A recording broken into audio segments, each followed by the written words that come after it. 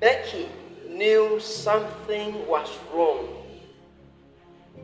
The signs started appearing. She started to constantly feel weak. At times dizzy.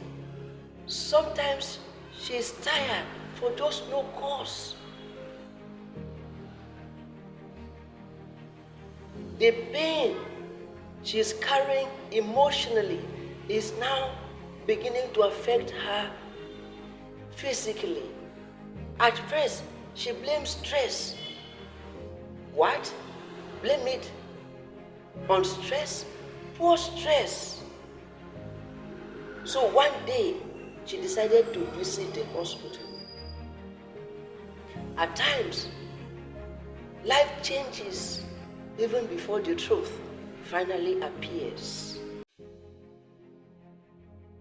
Becky entered the hospital hoping it was just stress. Then, the doctor's face changed entirely after he said the result. The nurse took Becky's sample quietly, and Becky sat there, trying not to overthink. Minutes felt like hours. Then the doctor called Becky inside. He looked at her carefully before saying a word. He then asked Becky, "Becky, have you been under emotional stress recently?" Becky's world was shaking. Her heart began to beat faster and faster and faster. To the doctor, that question he asked Becky was a yes and no answer question. But to Becky, it was a cold war between her lips, tongue, and teeth. Her lips kept moving up and down, but the tongue could not muster up courage to speak, not to take off, providing the answer to the doctor's question. Right there and then, in the middle of Becky's dilemma, the doctor said to Becky, "Becky, your result came out positive." The crumbling walls of Becky finally collapsing.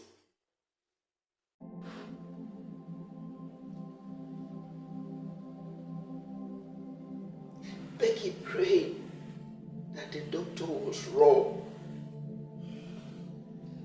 Suddenly,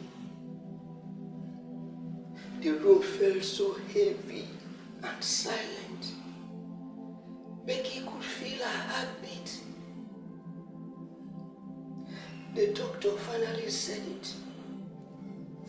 "Becky, your HIV test came back positive." Becky froze. Her mind stopped working.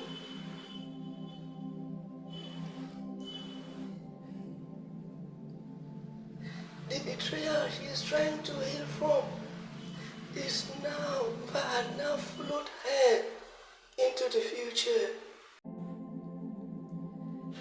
Becky could not even speak.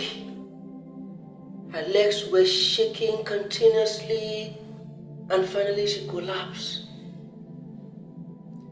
Do you think Becky should approach and call Ada, telling her current situation?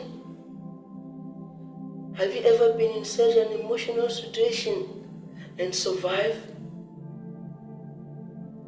Sometimes the pain continues even when the injury is gone.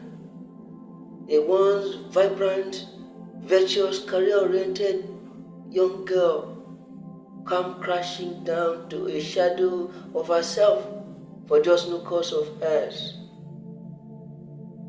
At times, life's direction changes and faces the opposite.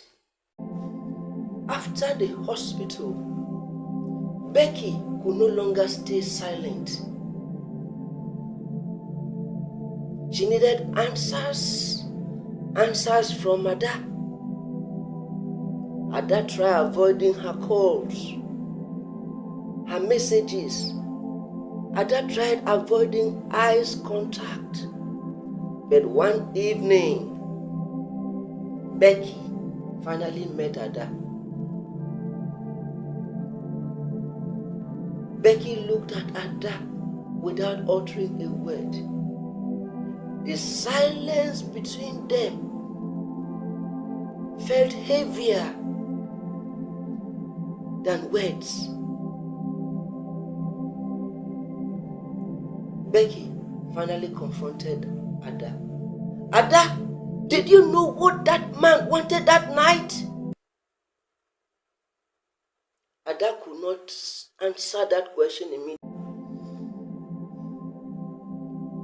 Ada could not answer that question immediately. She just looked down.